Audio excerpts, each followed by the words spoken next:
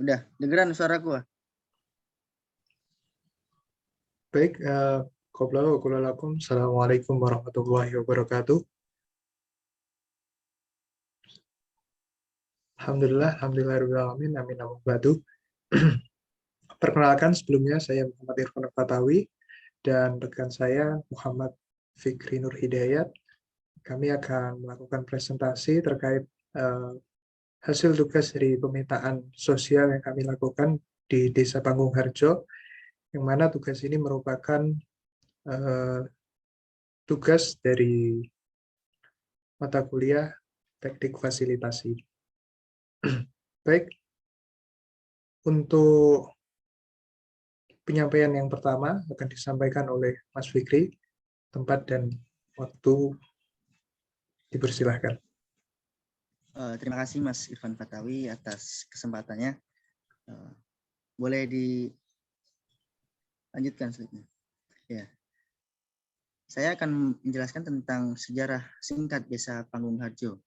Jadi, Desa Panggung Harjo merupakan gabungan dari 3 kelurahan, yakni Kelurahan Cabean, Kelurahan Rancak, dan Kelurahan Krapyak.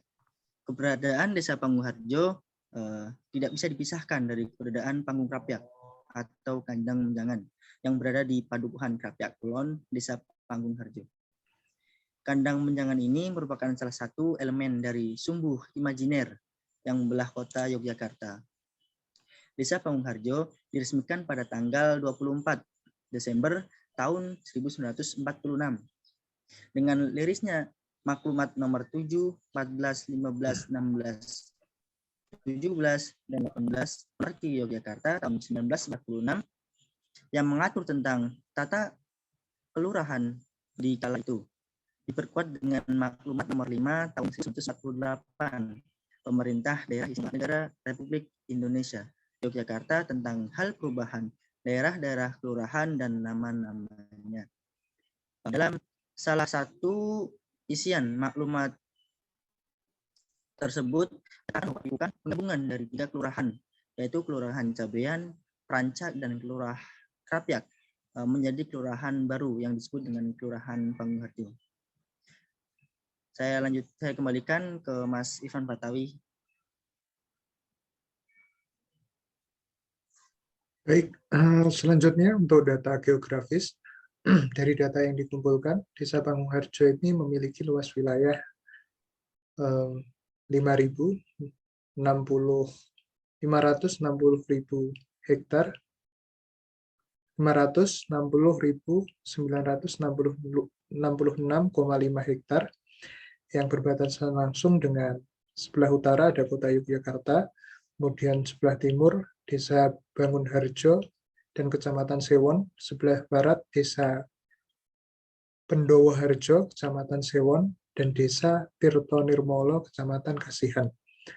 Sebelah selatan ada Desa Timbul Harjo dan juga Kecamatan Sewon. Selanjutnya, Mas Fikri. Next, Mas.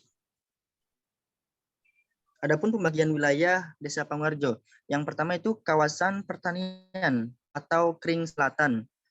Peruntukan lahan untuk kegiatan pertanian meliputi Pedukuhan Garon, Cabean, Ngireng-ngireng, Geneng, dan Jaranan. Kawasan ini merupakan penyangga produksi padi untuk Desa Panggung Harjo. Yang kedua, kawasan pusat pemerintahan atau Kering Tengah, di mana Balai Desa Panggung Harjo berada dan merupakan pusat pemerintahan. Desa meliputi Pedukuhan Palem Sewu, Kueni, Sawit, Londong, dan Pedukuhan Pandes. Dan yang ketiga adalah kawasan aglomerasi perkotaan atau disebut utara, yang sering disebut Kering Utara. Sebelah utara Ring Road telah berkembang menjadi aglomerasi perkotaan yang disebabkan alih fungsi tanah, persawahan, dan pemukiman cukup tinggi di Pedukuhan Krapyak Wetan, Kakulon, dan Pedukuhan Glugo.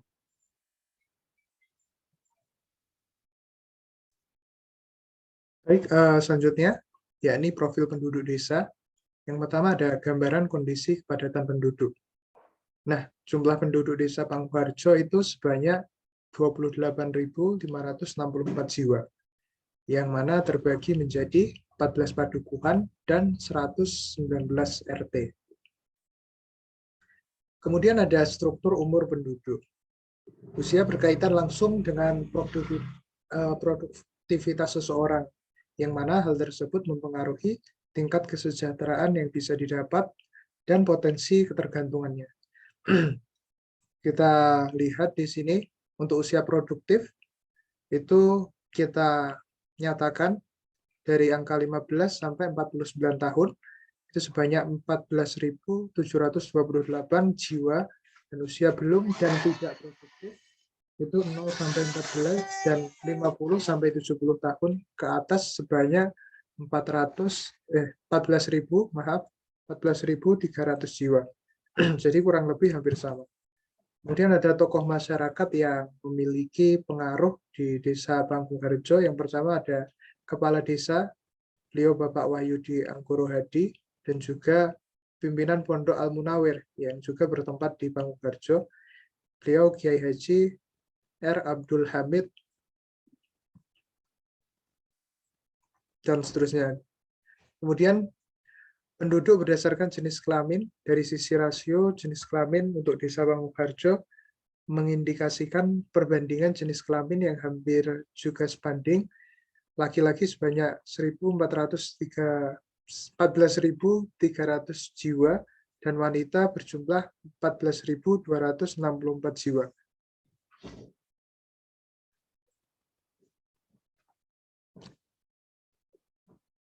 Mas Fikri? Dan selanjutnya, penduduk berdasarkan tingkat pendidikan. Indikator peningkatan kualitas sumber daya manusia atau SDM dapat dilihat dari tingkat pendidikan masyarakatnya. Jika tingkat pendidikan masyarakatnya baik, maka akan mempengaruhi tingkat kesejahteraannya. Adapun keterangan penduduk berdasarkan tingkat pendidikan seperti yang pertama, belum atau tidak sekolah, yaitu 4.439 jiwa. Dan yang kedua, belum tamat SD, berjumlah 2.106 jiwa. Dan yang ketiga, tamat SD atau sederajat, berjumlah 4.310.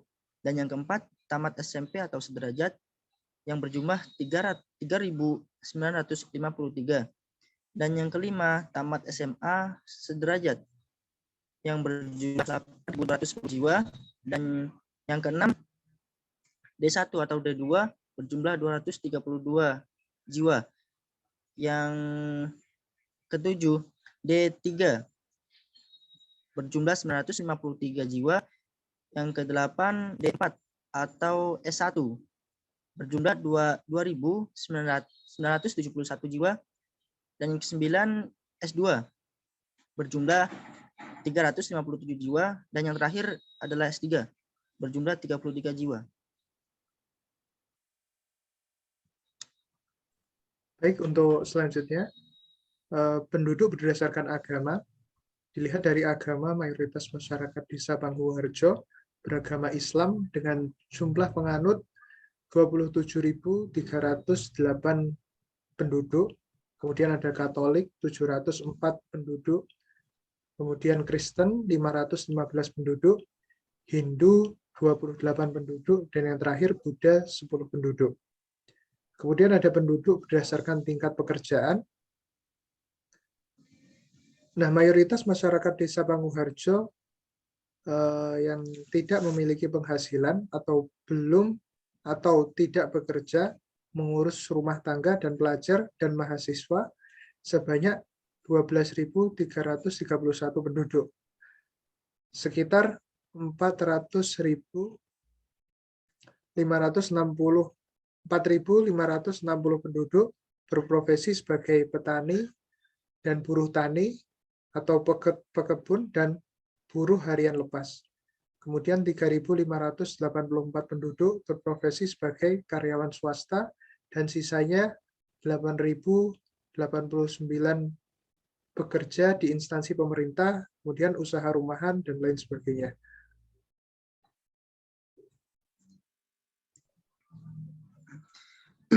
Yang selanjutnya adalah potensi dan program desa. Yang pertama adalah wisata.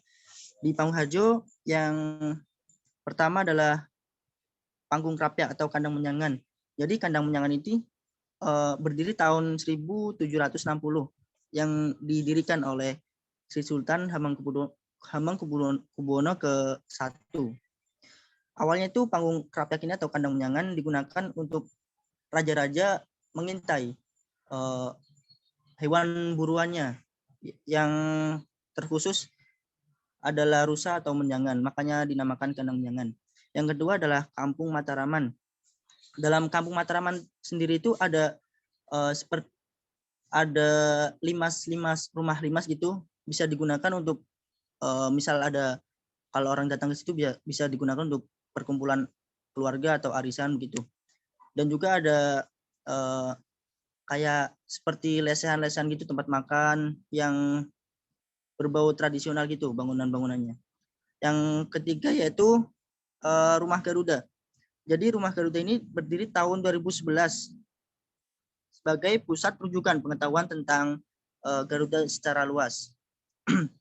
Di mana Rumah Garuda ini berdiri karena untuk menginspirasi warga sekitar agar tahu mengenai lambang-lambang negara Indonesia yaitu Garuda Pancasila itu. Dan yang kedua tentang usaha desa. Yang pertama ada Kupas ID, yaitu program bank sampah di mana sampah-sampah itu menjadi dan didaur ulang menjadi bahan yang berharga. Dipermudah dengan adanya platform aplikasi. Jadi ada aplikasinya yang bernama Pasti Angkut. Yang kedua, pengolahan minyak jelantah menjadi minyak bahan bakar solar. Yang ketiga, minyak tamanu. Maaf itu tipe ya Mas. Tamanu. Dengan bahan dasar buah tamanu atau buah nyamplung yang dimanfaatkan untuk bahan domestik dan nilai jualnya sangat tinggi. Sudah mencapai pasar internasional ya. Jadi nilainya 12 sampai 14 US dollar per 30 ml. Dan yang ketiga dilihat dari makanan atau minuman, yaitu ada Jakencruk atau Jahe Kencur, jeruk, dan bir Mataraman. Kedua minuman ini merupakan minuman khas Kampung Mataraman. Di mana Jakencruk ini bisa buat penghangat tubuh, terus banyak manfaatnya, juga bisa buat obat tenggorokan juga bisa. Dan yang keempat, kesenian dan kebudayaan. Ada rumah produksi yang asing, ada rumah tata kayu dan seni rupa, ada rumah produksi gamelan, dan yang keempat yaitu Festival Sadesa Wisbudal. Jadi Festival Sadesa Wisbudal di sini adalah singkatan. Jadi Wisbudal itu wisnya itu wisata, budaya, dan yang L-nya itu literasi. Jadi dalam festival itu yang dipamerkan itu ada seperti kesenian-kesenian kayak permainan tradisional, pokoknya yang budaya-budaya gitu, dan yang literasi juga. Dan selanjutnya yaitu ada Sanggar Anak Saraswati. Sanggar Anak Saraswati ini terbentuk dari inisiatif seorang ibu rumah tangga untuk mengedukasi anak-anak tentang seni tari tradisional. Yang kedua, Rumah Belajar Panggung Pintar. Yang ketiga, Desa Panggung Harjo. Yang selanjutnya, lembaga organisasi. Ada BUMDes, Panggung Lestari, ada Gapoktan Manunggal atau Gabungan Kelompok Tani, ada KWT atau Kelompok Wanita Tani, ada Majelis Tasmiul Quran, dan ada Komunitas Kampung Dolanan. Komunitas Kampung Dolanan ini biasanya mengadakan kegiatan-kegiatan kayak sosialisasi permainan-permainan yang zaman dulu yang sudah lama tidak dimainkan. biasanya disosialisasikan ke anak-anak gitu loh. Dan yang selanjutnya program desa. Ada beberapa program desa. Yang pertama program bantuan pendidikan, kayak beasiswa seperti itu. Dan yang kedua layanan persalinan. Yang ketiga rawatan lansia ketergantungan. Nah, pada rawatan lansia ketergantungan, Desa Pangungharjo ada semacam taman atau rumah lansia yang di situ banyak orang-orang orang-orang yang lansia yang diberdayakan atau diasuh di situ. Juga ada posyandu lansia. Yang keempat, aksi simpati dari masyarakat itu sendiri. Yang kelima, taman bacaan masyarakat. Selanjutnya yaitu ada gerakan sosial, yaitu pemberdayaan penyandang disabilitas. Jadi bisa orang-orang disabilitas diberdayakan dengan melalui diberikan pelatihan-pelatihan seperti itulah pokoknya. Yang kedua, padat karya tunai, yaitu pemberdayaan khusus untuk warga miskin dan marginal agar lebih produktif dengan pemanfaatan sumber daya tenaga kerja dan teknologi lokal. Yang ketiga, Bulan Bakti Gotong Royong Masyarakat atau BBGRM diperingati pada bulan Mei sebagai upaya semangat bergotong royong terus menggelora di masyarakat.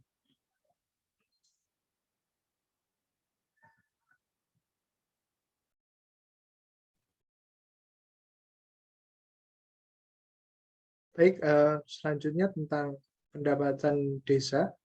Jadi kini Desa Pangungharjo menjadi desa percontohan nasional dengan pendapatan asli desa atau PADES di atas 1 miliar rupiah per tahun. Ia disebut juga sebagai desa unicorn. Jadi ada beberapa tingkatan ya, unicorn, hektakorn, dan sebagainya itu. Jadi desa Pangungharjo ini sudah masuki tahap unicorn. Pendapatan itu bersumber dari bahan atau badan usaha milik desa, BUMDes, Panggung Lestari, ini usaha bisnis dan sosial yang dirintis sejak 2003 atau sebelum disahkannya Undang-Undang Nomor 6 Tahun 2014 tentang Desa. Pada 2016 pendapatan desa itu tercatat 1,3 miliar dan melonjak menjadi 6,2 miliar pada 2019.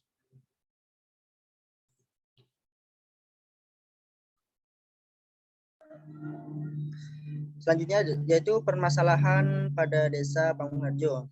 Yang pertama yaitu lingkungan. Sebagian kecil warga desa masih membuang sampah ke aliran sungai. Walaupun sudah ada program pemerintah yaitu KUPAS, tapi masyarakat Desa Pangungharjo masih ada yang membuang sampah ke aliran sungai seperti itu. Dan yang kedua yaitu masalah operasional, yaitu keterbatasan sumber daya manusia yang harus mengelola 68 unit bank sampah. Dan yang ketiga, infrastruktur. Beberapa akses-akses jalan, saluran air, dan irigasi maupun drainase membutuhkan perbaikan dengan cepat. Struktur bangunan yang dikerjakan oleh OPD, kabupaten maupun provinsi, spesifikasi dan strukturnya kurang memenuhi standar struktur bangunan sehingga rentan menjadi kerusakan yang cukup berat. Hal-hal di atas dikarenakan tidak adanya jawaban dari OPD untuk bisa melakukan perbaikan ulang.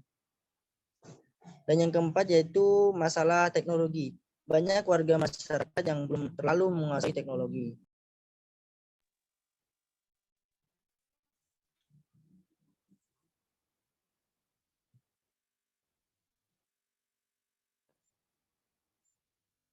Mic-nya belum untuk Mas. Mohon maaf, jadi dari beberapa potensi kemudian masalah yang ada di atas tadi, maka ada beberapa hal yang mungkin bisa kami usulkan tentang bentuk-bentuk penyelesaian masalah yang bisa dilaksanakan. Yang pertama, tadi ada kurangnya kesadaran sebagian kecil warga desa yang tetap membuang sampah di sungai. Jadi untuk potensi yang dapat dikembangkan itu adanya program bank sampah. Kemudian program seperti apa yang kami usulkan, yakni diadakannya suatu program penyuluhan kepada warga yang terkait, tentunya yang tertangkap tadi membuang sampah pada sungai, akan pentingnya menjaga lingkungan dan pengelolaan sampah. Jadi untuk orang-orang yang memang istilahnya bandel tadi dikasih pemahaman yang harus mendalam gitu. Kemudian tadi untuk pertama ini soal lingkungan, kemudian soal operasional. Untuk masalah desa, keterbatasan SDM yang harus mengelola 68 unit bank sampah gitu. Untuk potensinya dikosongkan, kemudian kondisi masyarakatnya kurang tertarik akan pekerjaan sebagai pengelola sampah di beberapa unit tersebut. Untuk program penyelesaian masalah, selain ada pekerja inti yang menangani hal-hal pokok di unit sampah tersebut, kami juga mengusulkan untuk ditambahnya pekerja sampingan dan atau meningkatkan kemampuan teknologi yang ada di bank sampah sehingga tidak perlu membutuhkan banyak-banyak tenaga manusia. Kemudian ada budaya, untuk masalah desa ini tidak ada, namun potensinya ada beberapa potensi yang sudah disebutkan tadi. Usulan kami yakni membuat suatu paket wisata edukasi budaya yang menarik dan didesain sedemikian rupa. Jadi sasarannya pihak luar yang ingin mengenal kebudayaan Jawa khususnya yang ada di Desa Pangungharjo ini. Kemudian ada mengadakan pentas seni yang segala atribut berasal dari usaha-usaha yang ada di masyarakat seperti kerajinan-kerajinan yang disebutkan di atas tadi. Kemudian yang terakhir, teknologi. Masalah desanya banyak warga masyarakat yang belum terlalu menguasai teknologi. Kemudian untuk kondisi masyarakat, bagian teknologi ini, branding usaha yang warga kecil itu kurang terekspos gitu. Jadi program yang kami usulkan adalah mengadakan suatu pelatihan dan seminar tentang teknologi dan juga tentang berkaitan dengan branding sehingga warga bisa lebih memasarkan produknya hingga melalui platform digital.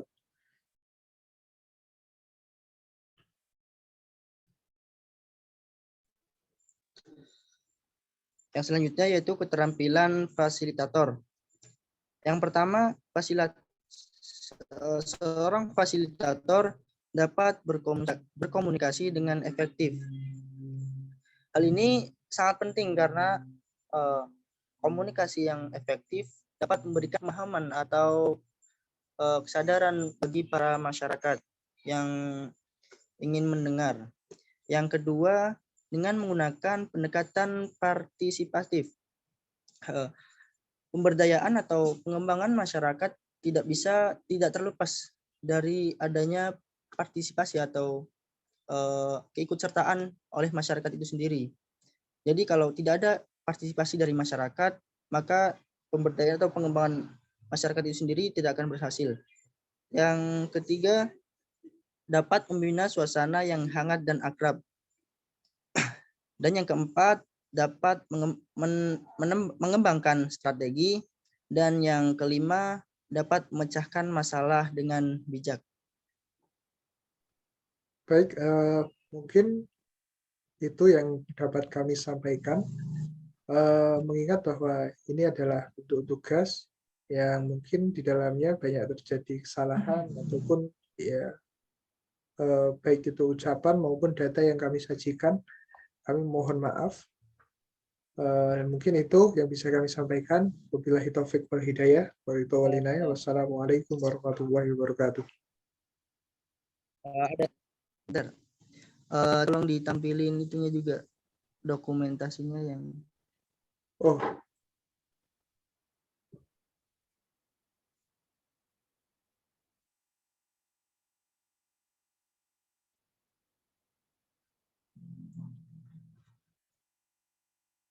Biar, nah, biar kelihatan.